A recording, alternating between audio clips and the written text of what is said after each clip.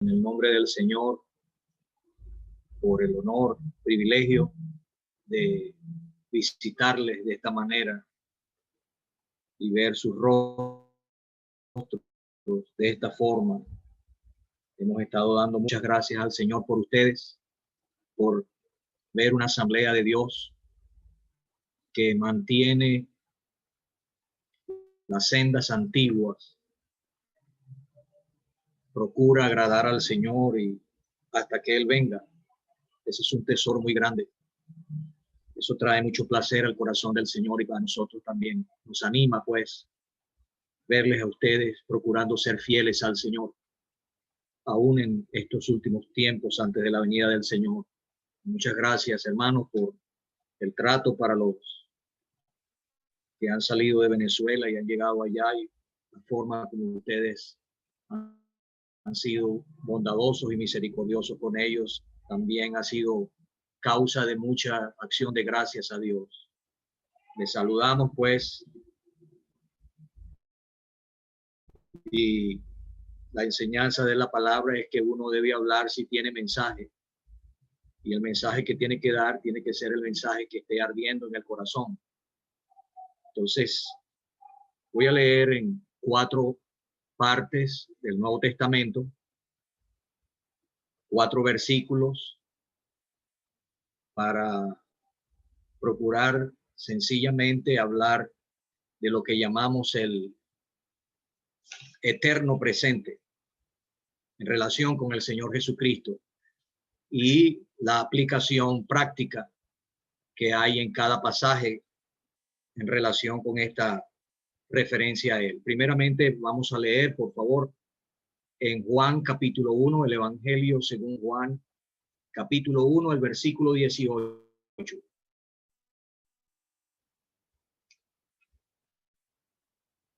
1, versículo 18.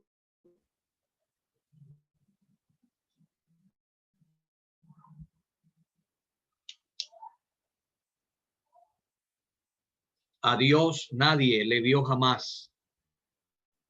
El unigénito Hijo que está en el seno del Padre, Él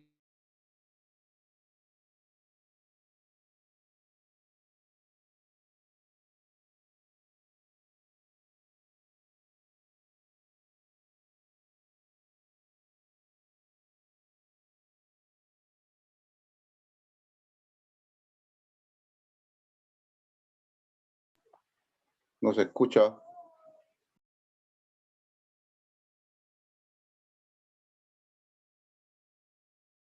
Entonces, quiero resaltar es la expresión está.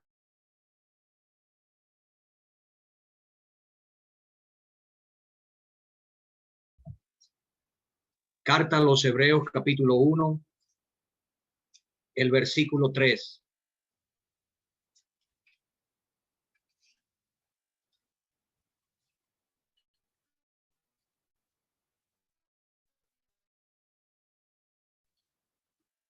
Dice el cual, refiriéndose al Hijo de Dios, siendo el resplandor de su gloria y la imagen misma de su sustancia, y quien sustenta todas las cosas con la palabra de su poder, habiendo efectuado la purificación de nuestros pecados por medio de sí mismo, se sentó a la diestra de la majestad en las alturas.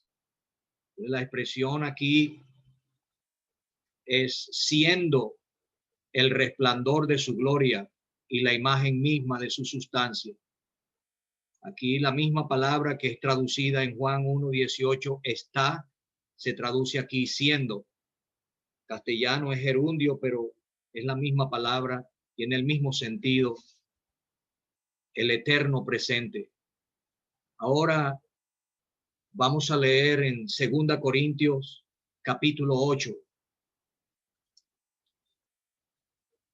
La segunda epístola a los Corintios, capítulo 9.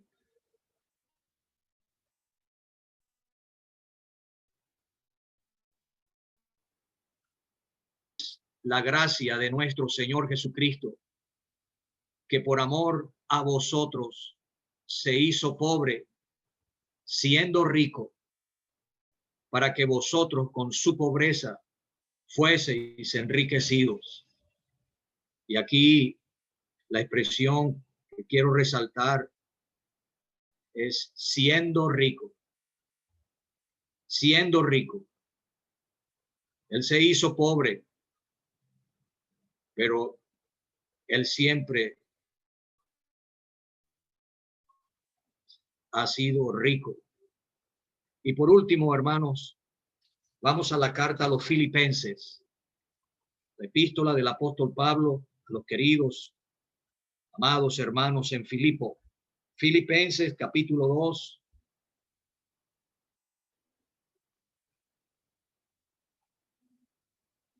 Versículo 6. El cual, siendo en forma de Dios, no estimó el ser igual a Dios como cosa a que aferrarse, sino que se despojó a sí mismo, tomando forma de siervo, hecho semejante a los hombres. Entonces, quiero resaltar esta expresión en el versículo 6, siendo en forma de Dios. Confiamos que el Señor hará próspera en nuestras almas las porciones de su palabra leída.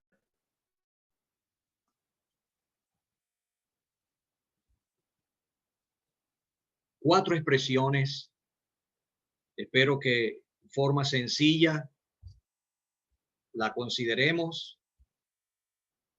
El unigénito Hijo que está en el seno del Padre, siempre ha estado, nunca ha dejado de estar, siempre lo estará. Es lo que llamamos el eterno presente, el unigénito Hijo que está en el seno del Padre. En Hebreos capítulo 1, el escritor inspirado no escribió su nombre en la introducción. El tema es tan sublime, la persona es tan majestuosa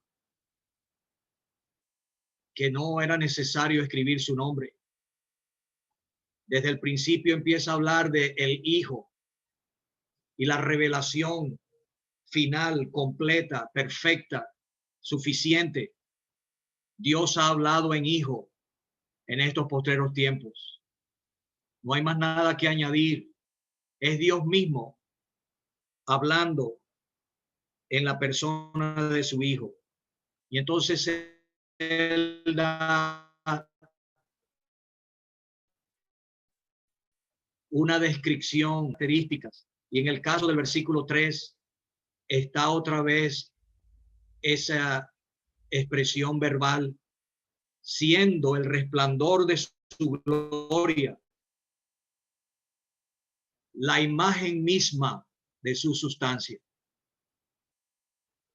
¿Desde cuándo Él ha sido el resplandor de la gloria de Dios? Siempre lo ha sido, siempre lo será, nunca dejará de serlo. Ese es lo que llamamos el eterno presente, siendo el resplandor de su gloria y la imagen misma de su sustancia. Por supuesto, son expresiones que demuestran la deidad del Señor Jesucristo, la coigualdad del Hijo con el Padre. En el tercer versículo que leímos en 2 Corintios 8 y 9, aparece de nuevo siendo rico. ¿Desde cuándo Él es rico? Siempre lo ha sido, siempre lo será. Ni siquiera en su encarnación, cuando se hizo pobre, cambió el trono por el pesebre en Belén. Se hizo pobre, Él siguió siendo rico, el eterno presente.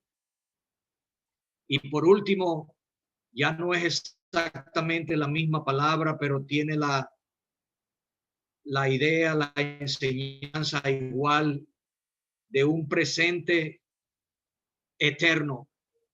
El apóstol Pablo, en esa porción cristocéntrica tan especial, tan sublime, en Filipenses capítulo 2, él dice, el cual, Cristo Jesús, el cual siendo en forma de Dios, existiendo en forma de Dios, siempre ha existido así, siempre existirá así. Él no dejó de ser Dios, de existir en la forma de Dios cuando se encarnó.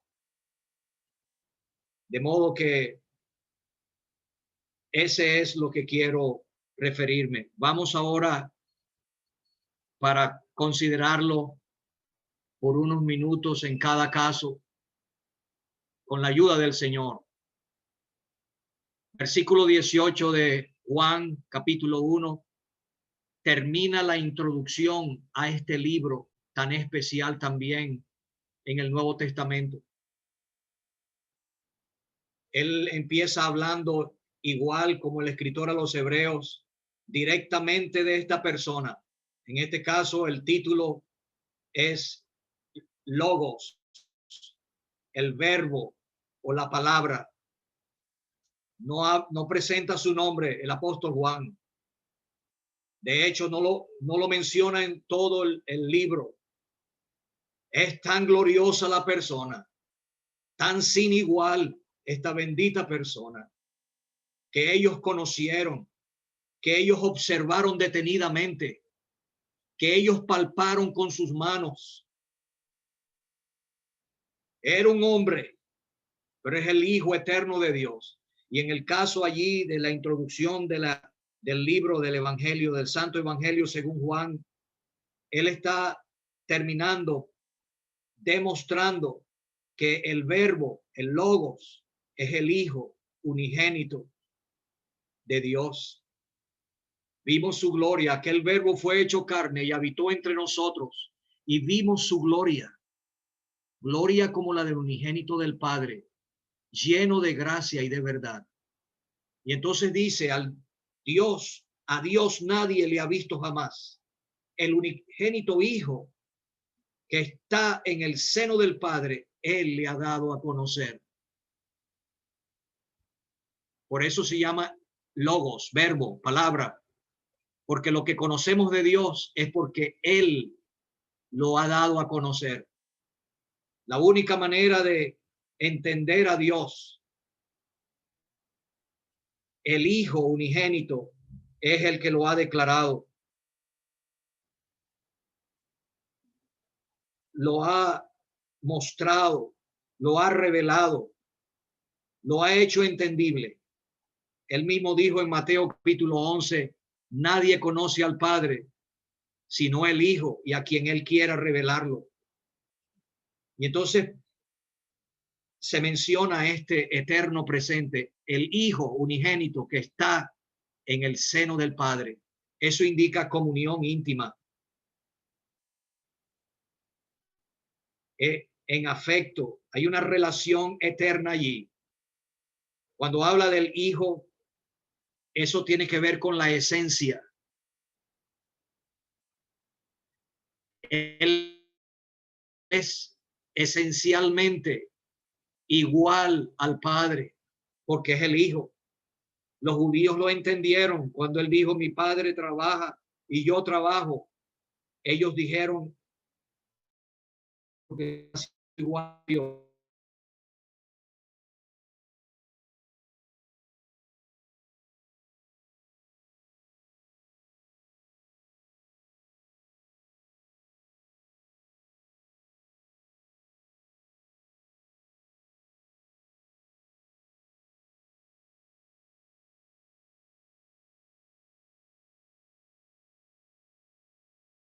Palabras a gran voz, Eloi, Eloi, lama sabactani.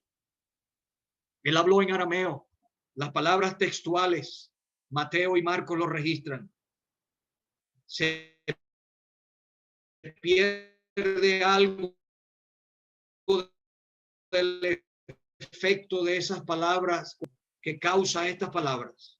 Dios mío, Dios mío, ¿por qué me has desamparado? Él no dijo, Padre mío. Este es el eterno presente, el unigénito Hijo que está en el seno del Padre. Él le ha dado a conocer. ¿Cuál es la aplicación práctica? El apóstol Juan escribió este evangelio al final del siglo I, cuando había el ataque del gnosticismo, una herejía peligrosa, arrastrando a muchos, atacando la persona del Señor Jesucristo. Y él escribió este evangelio para que sepamos que Jesús es el Cristo, el Hijo de Dios. Y escribió su primera epístola para que sepamos que por tener al Hijo tenemos vida eterna. Entonces, la aplicación práctica es la certidumbre. Tenemos la verdad de las verdades. Tenemos el evangelio, la palabra de verdad. Tenemos al que dijo, yo soy la verdad. Hemos recibido el Espíritu de verdad. El que niegue que Jesucristo ha venido en carne, que el Hijo de Dios es el humano Jesús, una persona, dos naturalezas en esa persona. No hay que confundir la persona, no hay que confundir las naturalezas. Es el Hijo de Dios que llegó a ser hombre. Empezó a ser hombre cuando fue concebido en la matriz de la señorita María. Indiscutiblemente grande es el misterio de la piedad. Dios fue manifestado en carne. Es el Hijo de Dios. Es el Hijo de Dios que fue declarado Hijo de Dios con poder por la resurrección de entre los muertos. La resurrección de Él, la resurrección física de Él, es el suceso histórico más variadamente comprobado. Es irrefutable. Las pruebas que Él dejó de su resurrección son indubitables. Uno muchas veces conversando, discutiendo, aún en círculos elevados científicos, hemos retado, demuestre que Él no resucitó. Hermanos, tenemos la verdad. Podemos estar asegurados. Cierto, este es el Hijo de Dios. Este es el que está en el seno del Padre. La certeza, la doctrina que tenemos. Gracias a Dios por Él, en su gracia, permitirnos conocer esta doctrina. Pero entonces, ¿debo caminar más rápido? Si en Juan capítulo 1, versículo 18, esta expresión que demuestra el estado, el presente eterno, el eterno presente, tiene que ver con la comunión íntima de su amor. Ese fue el que murió en la cruz. El sacrificio de Él tiene un valor infinito, completo, eficaz, porque se trata del Hijo eterno de Dios. Pero entonces en Hebreos 1 tiene que ver con las características que yo llamo inefables. ¿Cómo describirlas? Hay una séctula, 7 cosas que se hablan del Hijo. Entre estas, siendo el resplandor de su gloria y la imagen misma, lo que los atributos, todas sus prerrogativas que están en el Padre, no faltan en el Hijo. El resplandor de Él es exactamente el resplandor, la refulgencia de los gloriosos atributos del Padre, de Dios. Qué persona tan incomparable. Y así empieza esta epístola para mostrar la superioridad del Señor Jesucristo la sublimidad de su persona. ¿Por qué? ¿Cuál es la aplicación práctica? El escritor está dirigiéndose a una segunda generación de creyentes. Ellos habían tenido pastores que ya habían pasado, que les habían hablado la palabra, que quedaban como un ejemplo para ser considerados e imitados. Era una segunda generación que estaba bajo la presión y el peligro de volver al judaísmo. ¿Y cuál es el remedio? Había muchas manos caídas y rodillas paralizadas, corazones fríos. No estaban ardiendo como al principio de su vida, en amor por Cristo, en gratitud a Él, en consagración a Él. ¿Cuál es el remedio? Traerle un poquito de lo que había en el templo, del ritual y del ceremonial judío, traerle un poquito, sacarle la música instrumental, sacarle algo de allí, traerlo aquí a la asamblea. La carta a los hebreos enseña que el que regresa es para perdición, nunca fue salvo, aun cuando haya llegado a estar en comunión, porque el que es salvo no comete ese pecado imperdonable. Pero ahí está el remedio para los corazones que están dudando, que están titubeando, que están enfriados. ¿Qué de nosotros hoy, hermanos, después de tanto tiempo sin poder congregarnos como asamblea en un solo lugar físico? Gracias a Dios por este tipo de reuniones, por la palabra de Dios que escuchamos, por la comunión en esta forma que disfrutamos. Pero muchos corazones se han enfriado. ¿Cuál es el remedio? En las asambleas congregadas en el nombre del Señor, plantadas conforme al modelo antiguo pero vigente que está en el Nuevo Testamento, las nuevas administradas al corazón de los creyentes. Es necesario, ese es el remedio, esa es la solución, esa es la preservación. Cristo y más Cristo, y la palabra de Dios está llena de él. La carta a los hebreos está llena de él. Bueno, esa es la solución. Necesitamos ser llevados a él, verle a él en las escrituras, como los dos que iban en el camino de Maús aquel atardecer, el día que él resucitó. No ardía nuestro corazón cuando él nos abría las escrituras, nos hablaba en el camino. Ese es el remedio que Dios tiene para los corazones desanimados. Y el escritor a los hebreos dice, capítulo 12, por lo cual levantad las manos caídas y las rodillas paralizadas. ¿Cómo vamos a mantener las nuevas generaciones en la asamblea, en las sendas antiguas, fieles al Señor, en la sincera fidelidad a Cristo, administrándole Cristo al corazón, llenando las vidas de él, permitiendo que el corazón arda en gratitud y amor por él? ¿Cómo estamos, hermanos? Necesitamos restauración. El que ama al Señor, lleno de gratitud a él. El Hijo de Dios me amó y se entregó a sí mismo por mí. No lo deja. No estamos reuniéndonos, pero no porque estamos abandonando al Señor. No. Sabemos de la pandemia, del confinamiento, pero en nuestro corazón está con Él. Nuestro corazón anhela la reunión de los creyentes. Debe entonces desarrollar mi corazón, mi alma, el deleite con Él, la comunión íntima con Él, mantener el fuego ardiendo en el corazón. Ahora la tercera porción, el tercer versículo, tiene que ver con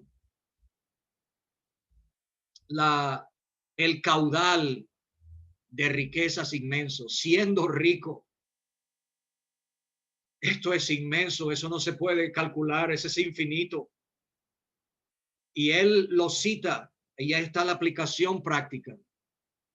Él está animando a los corintios para contribuir para los necesitados, los santos necesitados en Jerusalén y en Judea. Él les acaba de mencionar el ejemplo de los macedonios,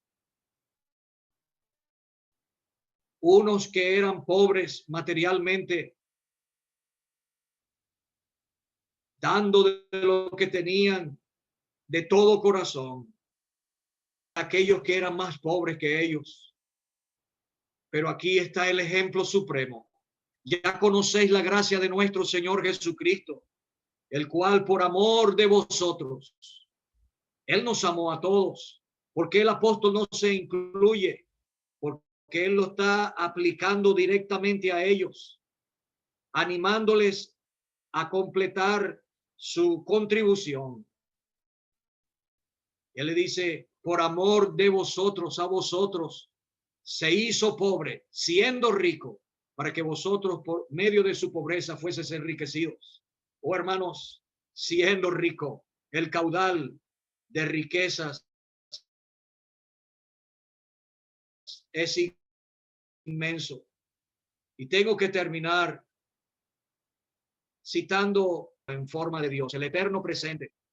Esta palabra forma no tiene que ver con la apariencia externa, sino con el carácter interno.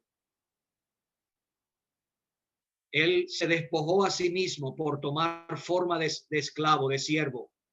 En su encarnación, él llegó a ser semejante a los hombres. No es que él no era un hombre real, completo, de verdad. No, dice semejanza de los hombres porque él era sin pecado. Y en ese sentido, la palabra de Dios es celosa en guardar la perfecta humanidad, la santidad del Señor Jesucristo en su humanidad. Pero tiene que ver con el carácter interno. La naturaleza en forma de Dios no estimó el ser igual a Dios como cosa que aferrarse. ¿Y cuál es la aplicación práctica?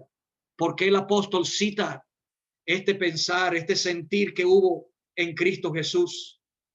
Porque él está escribiendo a los amados hermanos en la ciudad de Filipo. Y allí estaban las queridas Evodia y Síntique con una distancia en el corazón. No eran de un mismo sentir ahora. Si la asamblea no se mantiene unida, si la asamblea no anda en espiritualidad en sus relaciones mutuas, los miembros de una asamblea puede ser destruida, pierde la oportunidad de ser luminares, luces en este mundo llenos de tinieblas, y va a impedir las bendiciones de Dios. Porque como dice el Salmo 133, los hermanos juntos en armonía habitando, allí envía Jehová bendición y vida eterna. Y uno nunca sabe hasta dónde puede llegar las bendiciones de Dios a una asamblea, y por medio de una asamblea que se mantiene unida. Cristo es el ejemplo. Él dice allí, nada hagáis por contienda o por vanagloria. Sed de un mismo sentir, sintiendo lo mismo, no creyéndose mejores que otros, superiores a otros, sino estimando a los demás como mayores en cuanto a honra, en humildad. Nada hagáis con murmuraciones y contiendas. Él, siendo en forma de Dios, no estimó el ser igual a Dios como cosa que aferrarse, sino que se despojó a sí mismo por tomar forma de esclavo. Y entonces hizo la voluntad de Dios a perfección, se hizo obediente hasta la muerte, y muerte de cruz. Ese es el ejemplo. Si mi Señor y mi Maestro fue capaz el paltó, la chaqueta, se la quitó. Se ciñó una toalla y lavó los pies a sus apóstoles. Si él lo hizo, él dice, vosotros también tienen que servirse el uno al otro, hacer el servicio en humildad.